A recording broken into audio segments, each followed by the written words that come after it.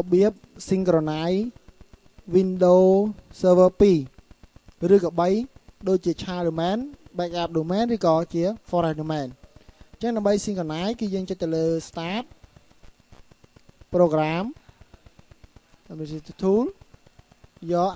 Active Directory Sign and Service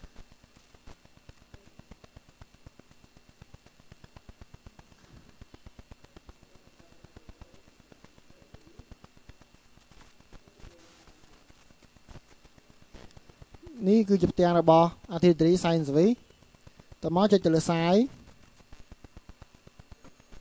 យក default first sign name ខ្ញុំ preview សិន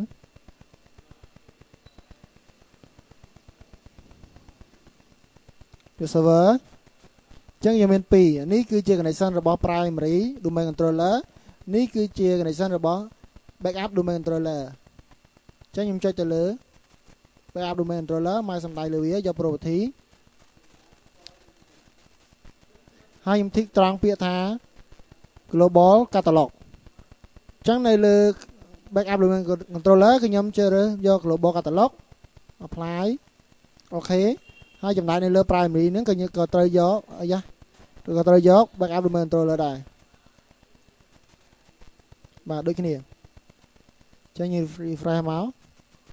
បាទ5បិទ